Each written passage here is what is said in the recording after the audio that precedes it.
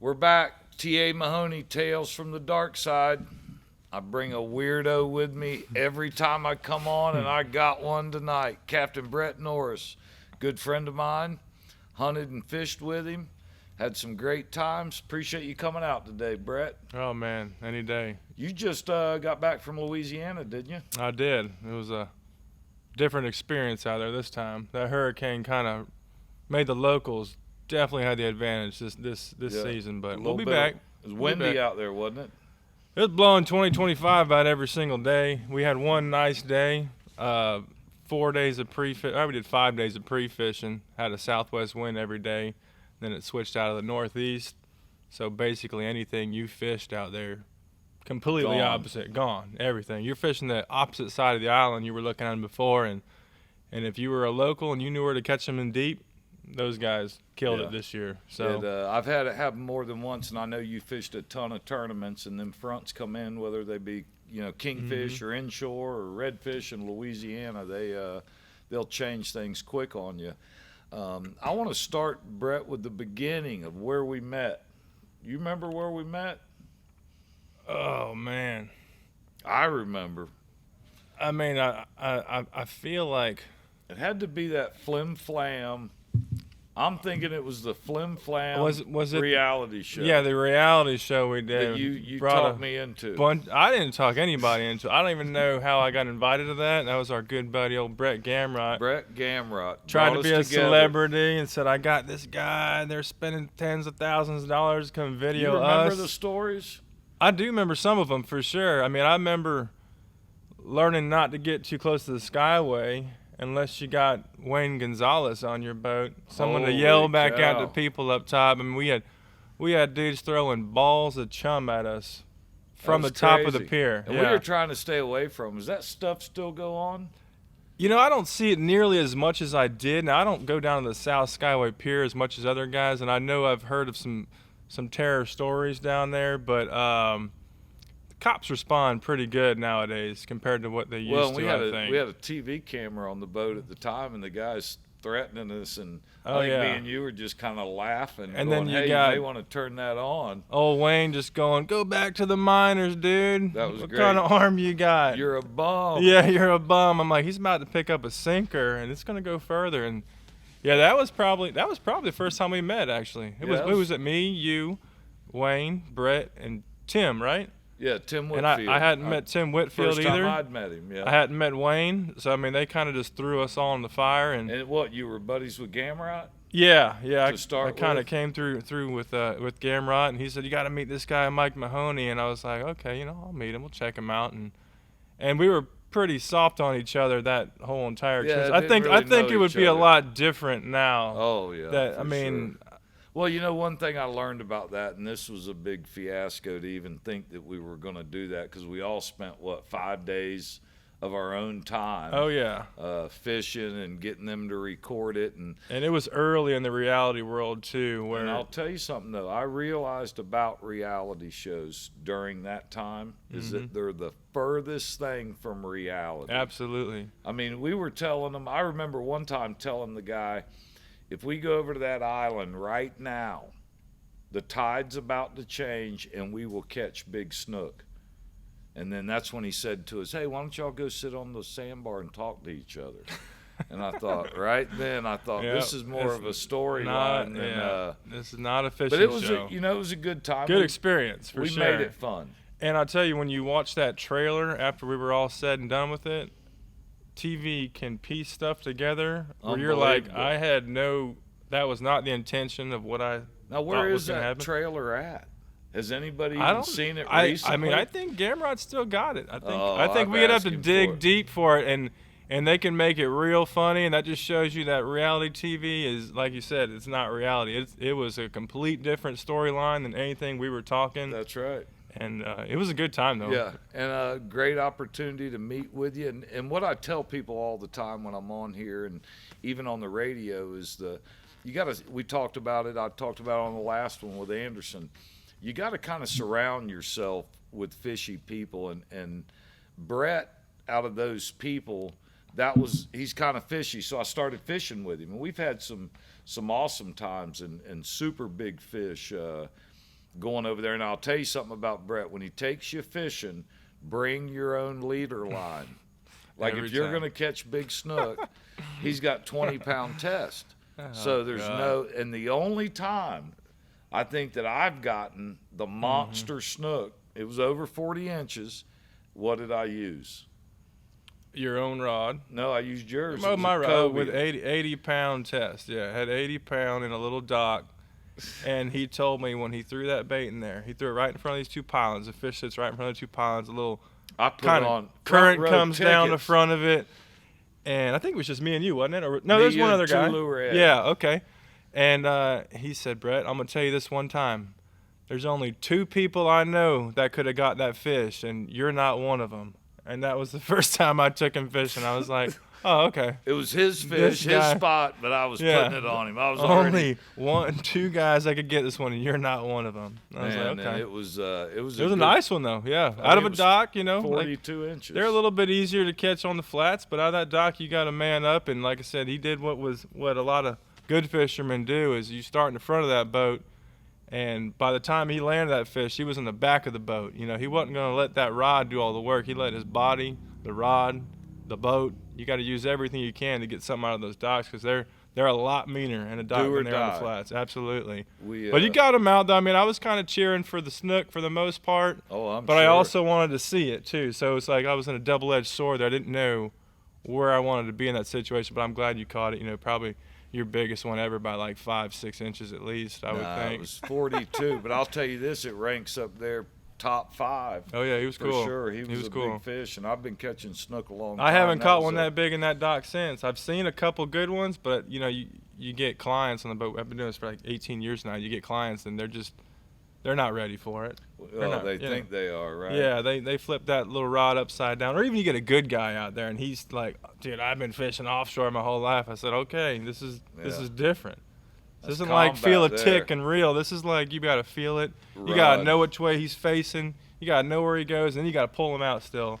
So it's dock fishing's tough, and I try to not to do it at all on charters, but we run a lot of these tournaments with Mike Anderson, and sometimes you got to do what you got to do to get a snook. Bad weather too. It's a good place to go. Oh yeah, They're they holding hide, they fish. hunker. Bad weather, the fish always like to get on that structure, just like anything offshore, where you won't catch a grouper in the world on like a public wreck, but you get some crappy weather for 3-4 days, and all of a sudden there's a big grouper, snapper, whatever there, and then they go away once the Yeah, they like weather those lays down. reliefs, and that's the Absolutely. same thing we look for offshore. That big snook I caught, and I can tell you why I landed it. It wasn't that I had caught a ton of fish. I fished for mangoes in Louisiana, and when you're catching 10-pound mangoes at the surface at the base of an oil rig, you can't turn the handle. It's identical to that big snook. When he hit it and I put pressure on him, there's no way to turn the handle. You're going No. to wrench it off. Put the rod in your side and walk to the back of the boat. That's the only way you're going to gain anything. that walk is definitely key. Usually that fish could have gotten you. Like that fish could have gotten me. He just made the wrong move. It was Right. like go this way or that way. He goes towards the bank there. He He's goes done. straight down the pylons. Yeah. You got to get real lucky. He goes left or right. You got a chance. You just got to beat him out of that first piling. That's And where he just was- like a grouper, you Yeah. catch him off the bottom. For the grouper guys out there, you got to be in the first 4 or 5 feet, and usually you got a pretty dang good shot. right. And then he flips over and you're done. But same thing with snook. They're just a little bit smarter, I think. Yeah, So, I'd encourage anybody out there, look up Captain Brett Norris, social media, Instagram, Facebook. A great guy to fish with. We've had some great times catching them all over there. And one of the things I like, Brett, and why I continue to go with you is the passion to fish. You know what I mean? Oh, yeah. I don't know how many times I've gone with you, at least 7 or 10 times after full day trips. Yeah, Yeah. I'll pick you up at the dock. I'll pick you up. Yeah, let's go for a couple hours. Let's go for 3 hours. don't matter if the tide's slack or whatever. You just go. Caught it just all. go. It The, is what it is. You've done a little bit of hunting with me too, right? Yeah. You deemed me pinky back in the day because I couldn't find my way in a place I'd never been before. So What happened? So first of all, Let's hear the story. I Your get there take. the first day. Where are we at? Alabama? We're in Alabama. Yeah. What's the city? I forget the city every time. ML. ML. Okay, I try to tell people that, and I always forget it. But so he's like, yeah, just take this 4-wheeler. Yeah, it's like, I mean, I'm like, I like to do redneck stuff. But I don't think I'm really a redneck. You know what I mean? I like to do redneck stuff though. Oh yeah. Just take this four-wheeler. You're gonna go around this tree over here. You're gonna go down this little bank here. It's 5 o'clock in the morning. You can't see nothing. So I'm there just gripping and ripping it down this thing, and sure enough, I get to where I thought I was supposed to be and lost no idea where I was at. But I knew I was close. And then did I call you? I don't know if I think I just found it. Yeah. But anyways, yeah. So we get back to the camp. You know, I saw. I think that's the day I saw that was big a power Big line? 10. No, that's the day I saw that Big 10 and about 10 or 12 does, and they sat in front of my stand, and my stand was like a rock concert because the night before is when I shot that 8-point, and it was the first big deer I'd ever seen. Or I thought he was big, at least until I grabbed his antlers, and it was like this part was like the base, and I was like, well, he's not as big as I thought he was, but he looked Hey, it big was your for a first yeah. too. And it was like 7 o'clock in that night. You know, it Yeah. was light was going down. He was in a bush. Looked like one of those things coming out, but he wasn't. But he was still cool. And you got me that mount, that the European mount is freaking awesome. I love it. Have you put it inside the house, or is it still? I in the usually just garage? wear it around the house, just Your cause. wife doesn't mind. No, she likes for foreplay. She tells me to put it on, and it's Put the buck yeah. head Sometimes yeah. She's like, get the buck hat, and I'm like, oh, here we Uh-oh. go, it's on. You know, when Brett came up there, I told him, I said, listen, you've never shot a buck before. There's big bucks here. You got to sit and wait. But if you see one you want, I want you to shoot it. And that's what had happened. Yeah. You shot one like day 1 or 2. I think it was the first afternoon I was there, and he's got the you got the 8-point or better property, so you want to make sure you get a good one. And I could tell he was an 8-point for sure.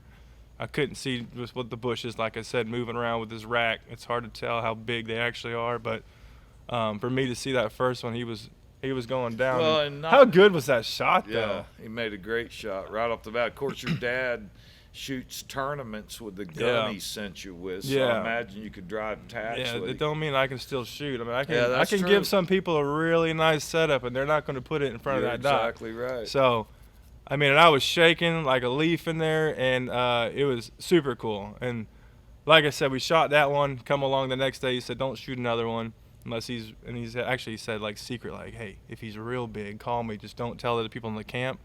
And like I said, I saw that other Big 10. He was everybody's bigger. gonna hear that. Yeah, I mean, wait a Oh, second. Flim Flam gosh. Mahoney. Ed, Yep, cut. Two lure Ed. We better edit that one. I mean, he shoots like 6 and 7 pointers. Oh, and, I yeah, know. it's Ed's, fine. And spikes and all kinds of stuff, like you've told me. We keep it on the down low with old Ed there. But that last one, I mean, I could sing, I could dance, I could do whatever I want. He wasn't leaving those does. it's almost and- like he knew you could. And I was taking his picture, and I'm sending to Mahoney. I'm saying, hey, man, can I shoot this one? He's like, get a better picture. Send him a better picture. Hey, man, are you sure? This one's a little bit bigger. He's like, like give that him a much year. bigger. Yeah. But have you ever seen that deer again? You know, it's hard for me to tell. I hear people and they say that, and I just don't get that much out of a deer.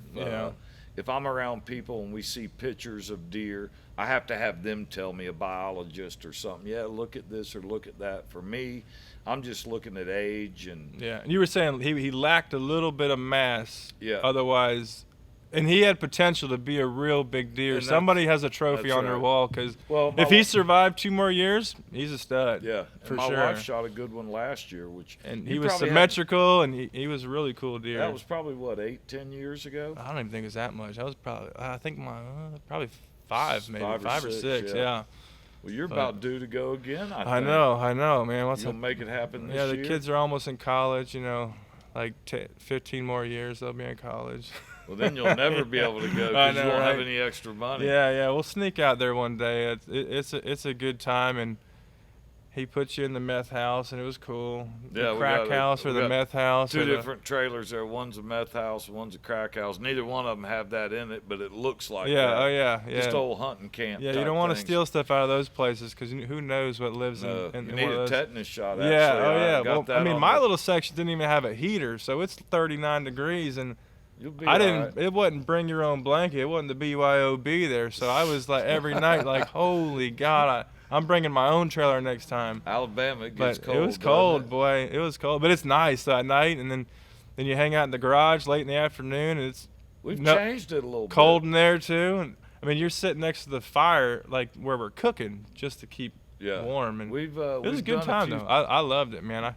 I'd go all the time if I could, but gotta be a dad, I guess. I'm heading up tomorrow. Are you? I won't be in Alabama. I'll be in Georgia. It's already started. So. Well, I saw that one you put up online, and was that property? Yeah. That's a big one. It looks pretty big. He's a good one. Yeah, he's a good one. Well, Brett, we appreciate you coming out today for sure. Absolutely. Helping us out with some stories. We got 2 little segments that we do. Mm-hmm. We're about wrapping up the first one, and we will be right back for the second part with Captain Brett Norris.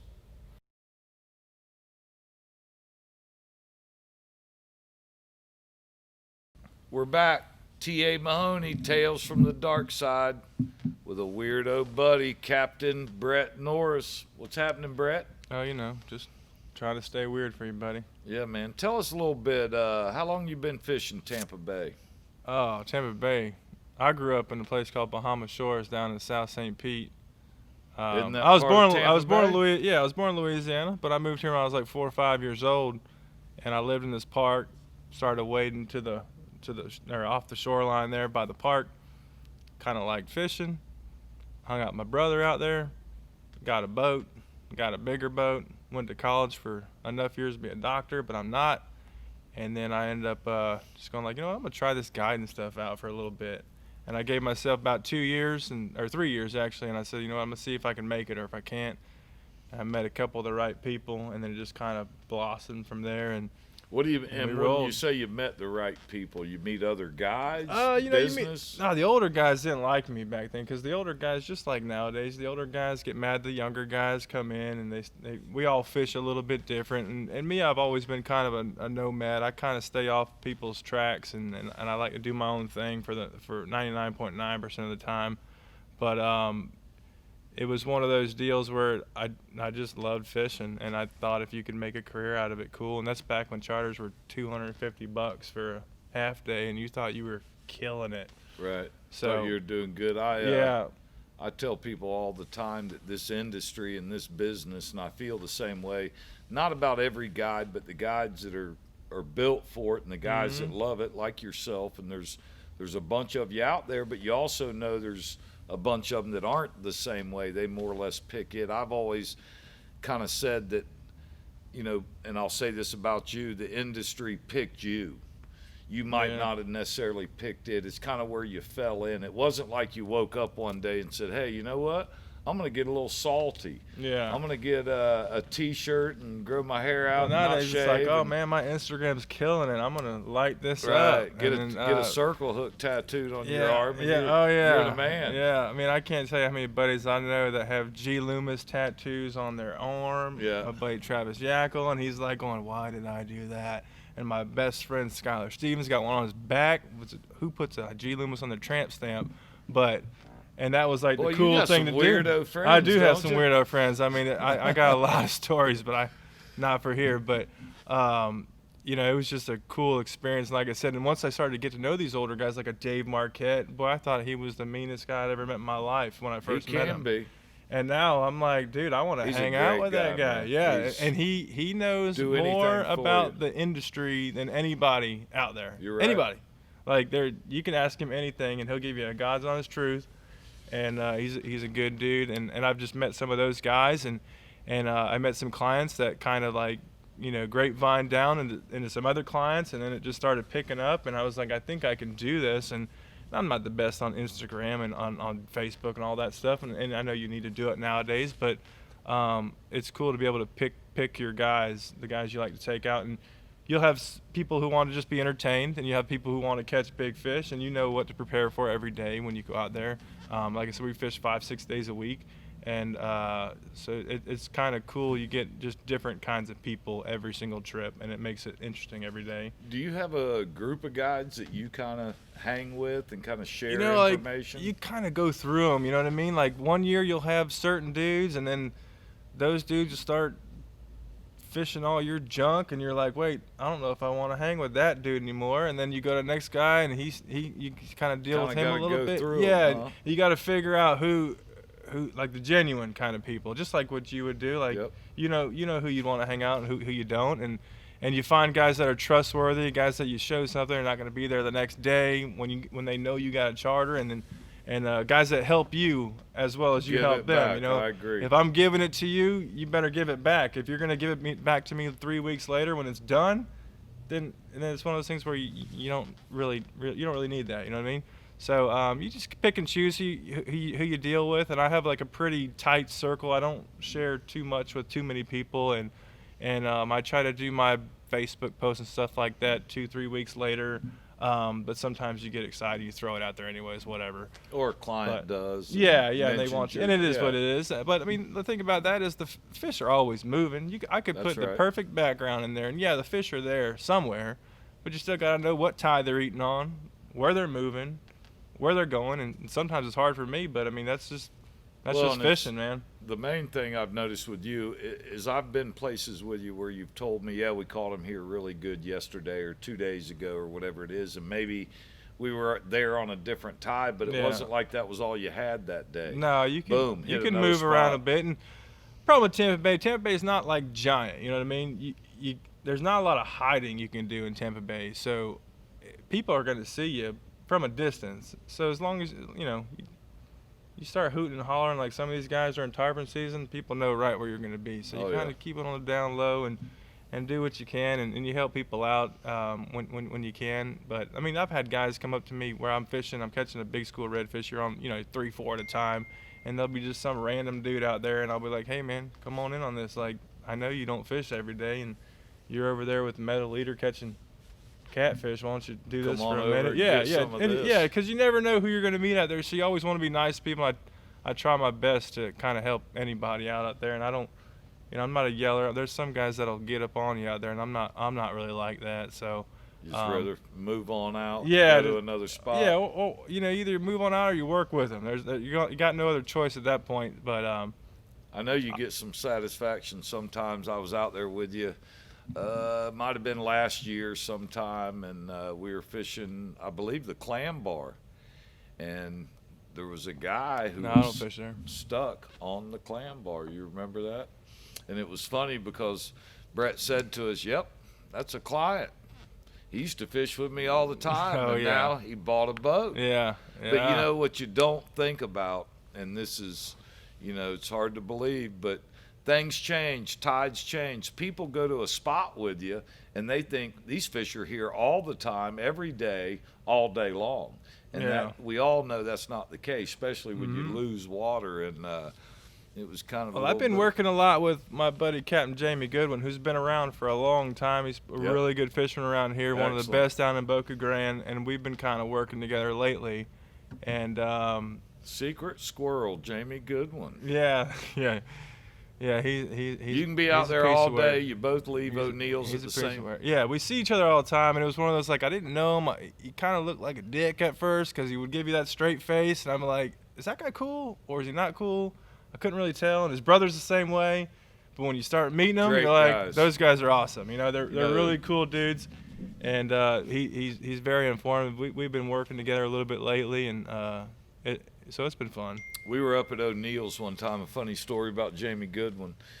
I've known Jamie a long time. They've come in the store forever, even back in the old days at the old store. But we were at the fish cleaning table from an offshore trip, and you can imagine there was quite a few fish up there, and it was going to take quite a while. So Jamie was going to go ahead and clean his client's fish on the boat right there at the marina, and then let them go, and he could clean up and wouldn't have to use the table. He didn't see me standing there, and I kind of walked up behind him, and as he was cleaning the fish, I looked down on the boat, and I said, "Hey, Captain, that fish looks a little short." And he kept his back turned and kept cleaning fish. So I said it a little louder, "Hey, Captain, that fish looks short." He whipped around with that 10-inch fillet knife. And he's not a small dude. Like, Well, luckily it was low tide, and he Yeah. was in his boat, so Yeah. I was towering over him. He'd have cut my shoelaces. But he turned around. He didn't have any idea who it was, and it was funny. I started laughing. Of course, I stepped back when he flipped that knife around like that. Yeah, But we good- talk, and he'll be like, "Hey, do you know so-and-so?" And I'm like, "Yeah, I know who that guy is." He's like, "I'm about to put my foot in his mouth." I'm like, "Why don't you tell him that?" I'm like, that's your own problem, dude. Yeah. I don't mess with that. Like, you got your own issues with that. You tell him. Yeah. He'll stop. I don't know if I'd argue with Jamie No, too much. Or, no. But yeah, we've been kind of fishing a little bit together, and I fish with Rob Gord. I fish with my cousin Kyle quite a bit, and Wiggins. There's so many guys out there nowadays. well, And you kind of stick to your group. You got That's a bunch right. of guys that you deal with. what's your favorite fish to fish for? Man, I always tell my clients when they ask me, "Oh, what do you like to catch?" I'm like, "Dude, honestly, I like the bite that's good. The ones that are biting." I'll be honest with you, that's like a stupid answer, but for a guide, you want entertainment. Like, entertainment is the key. But I would say if I were to personally go do it, I love that Louisiana stuff. I love that The sight inshore? casting. Yeah, the sight. Yeah. I like the offshore too. I've never really done the offshore stuff, but I would say whether it be the sight casting the redfish on the flats, like in that muddy water, or the free lining for snapper down out deep, where it's Yeah. kind of like snook fishing, where That's you right. feel that thump. Better You get know, on. you're free lining it and it starts peeling. The tarpon stuff with that is cool, but like, you can't eat a tarpon, so the snapper stuff I think I like a little bit better. I love tarpon fishing, don't get me wrong, but like cork tarpon fishing is a lot of fun too. You know, you get kind of in rhythms as you go as a guide. You know, once you start pounding these rivers, like this October, we caught hundreds of them. I mean, they were just big schools, 40 to 50 a day when you get in these schools, no problem. Your fingers start Now, are hurting. those on the beach? Those big No, breeders? wait, those are on the beach, but we don't really mess with those. We kind of wait till they come inside the bay, and we'll fish off of certain little bars and whatnot. Not really oyster bars, but more like bars where they travel. So you're trying to get these fish traveling down the shoreline. We kind of get out in front of them. We'll lay baits in front of them and try to keep the fish there. That's the difference between like a really good guide and somebody that like catches a couple.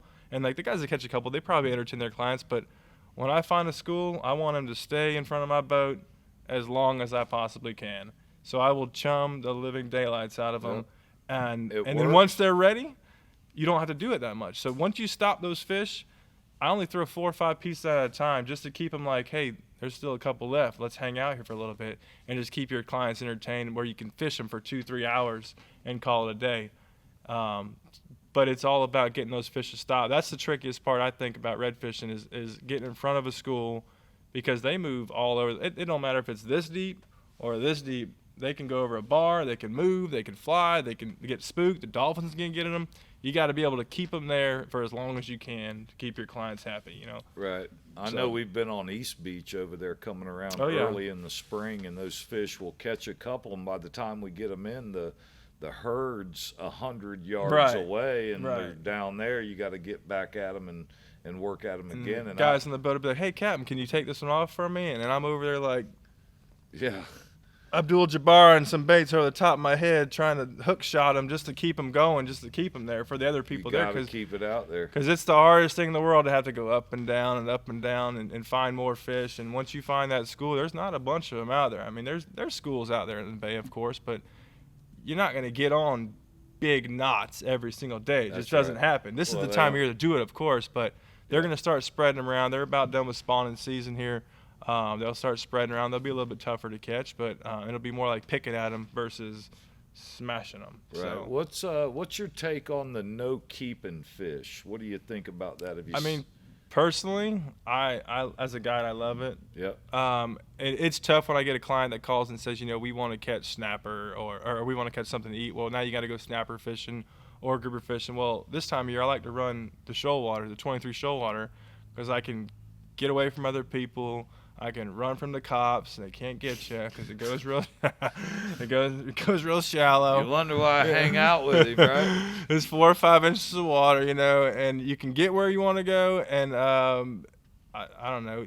This time of year, I just like running that boat. Let's hear but- the funny story since we're talking to fish cops. Let's talk about when they put the new no wake signs or the slow down signs there by that bird sanctuary right by O'Neill's. Right by O'Neill's? And Okay. they put the one sign in, and they on one side Oh, of the yeah, channel. yeah. They put the other side on the other side. Yep, on the bank. So And there's then one they- on the bank, there's Yep. one on the channel.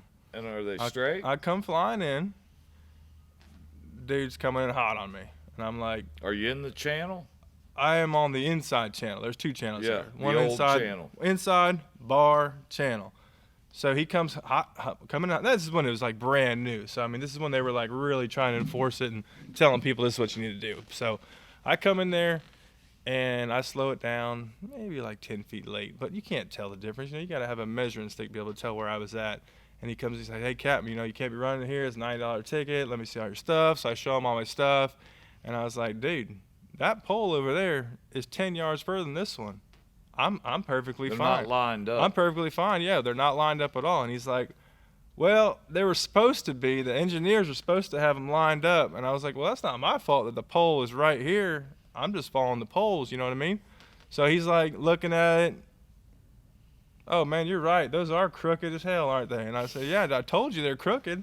So he said, "No, go ahead, whatever. Let me go." And we went off with our life. And that dude They ever happened moved to be a that cool pole? one.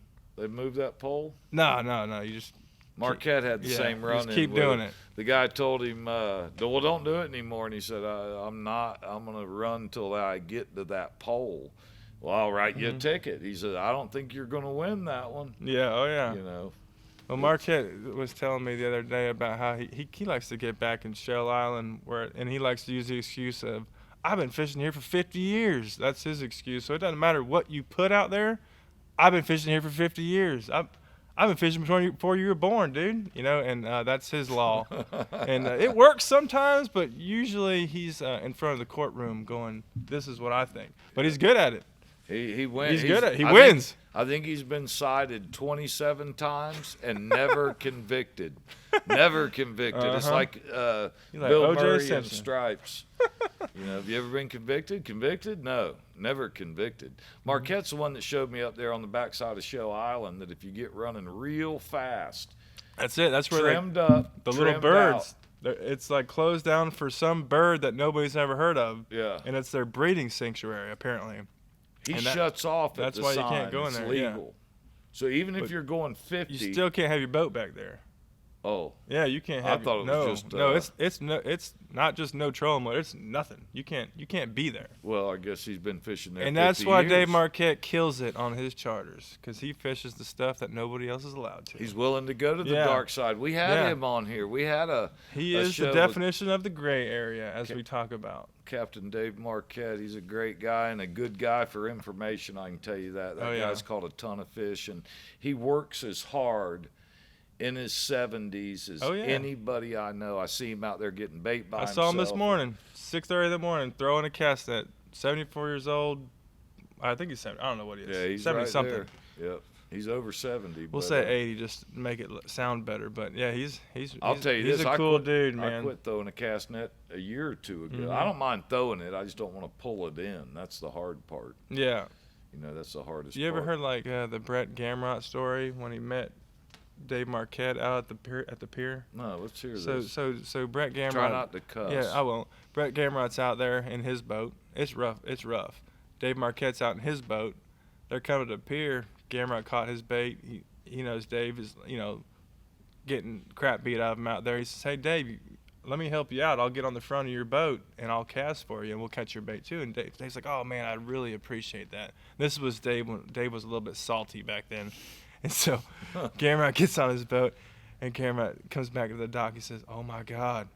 The dude was yelling at me. I'm trying to help him out, and he is screaming at me on Brett's where a to little cast. softy. Yeah, on where to cast the thing. I thought Brett was gonna cry because he does that a lot. Oh, he will cry. Oh yeah, He'll but yeah, cry. Dave was eating his breakfast on that boat, and he's trying to help him out. And I was like, "Yeah, you don't do that. That's why I cast and then hand it off my boat. Be like, Yeah. Here's my bait. And I've been part Yeah, of you that don't get on that before. boat. The most bait, I'm gonna give Brett credit right now. Oh, yeah. Last year, I met Brett to get us some bait to run offshore. That's what he does. He calls me at 11:30. "Hey man, I need some bait. Can you get it at Anna Maria by 7:45?" What? I'm in bed, dude. But anyway, so I helped you out. I gotta Yeah. meet him. He doesn't actually bring it to me. I gotta meet him out there. So I meet him out there, and he throws this 12-foot net. I mean, unbelievable. Opens it up, it sinks. He throws me the line. I got an NFL, my buddy Clarence Seiler on the boat. NFL player. Jacked. Massive. Yeah. 6'4", 280, bench press 500 pounds. Him, Tangles, and somebody else could not pull the That's net where I threw it in. And I hit it the first time because I seen it on the recorder. I hit it the first time, and I was like, "Nah, that's not me." So I took that rope and I threw it to your boat, and I was like, "I'm not lifting that up. I can feel it." That day, I filled 2 50-gallon wells, choked them out with live bait, and filled. And if you ever filled a 5-gallon bucket of bait, it's a lot more than what you think if you've never done it. I had 2 5-gallon buckets full, 2 bait wells, 50 gallons full. We were ready to go offshore. That net was like a reverse parachute after that, though. It was just stretched to the max. Like, You know what? because the guys couldn't get it in. I mean, they had to like. It was unreal. If you had any screws on the side of your boat, they wouldn't have got it over. That was the funniest thing because I was yelling at Tangles, "Come on, come Yeah, on!" and he's in the back just going like, "What are y'all doing? Lift it up!" They lift it got up, three dudes lifting this thing up. Could not. And he just back there drinking his Coke and his Marlboro. Come on, guys, we gotta get out of here. We gotta get offshore. About to miss the bite. I'm telling Tangles, you gotta want to pull it in, pal. You gotta want to do it. And you know Tangles was working his butt off for you. Oh, he was my working. gosh. That's all he had. That's all he had. I think everybody had just covered in scales Oh yeah. when they come in yeah. on greenbacks like that. Those are ones that you take part of that net, and you pull it up, and just dump half of it out, because otherwise, I pulled my back probably 3 times trying to do it. Oh, it's the worst. And yeah, I don't do that no more. Need to get a mate. No, That's what you I just inshore started guys throwing. need. I just started throwing triangles in different shapes instead of the circle is overrated. You know what's funny is when you become a guide and you come in here to buy a cast net because you're tired of using the free ones that everybody gives away because they ain't really as good as they say they are. So you come in here and you want to get a custom cast net, and of course every guy wants a 12-footer. You know, give me 12, get 14. Y'all got a 14? Big as you got. Got 48 pounds? They can't even throw it, but they're throwing a 14. It don't even snap. Your one buddy over there, I don't want to mention his name, he throws a 14. There's a big hat in the top. Maybe if you threw a 12, the horn would hit first. But you ain't got enough to open the 14 because it ain't made right. Right. So anyway, they come in here and they want that big net. But you know what's funny?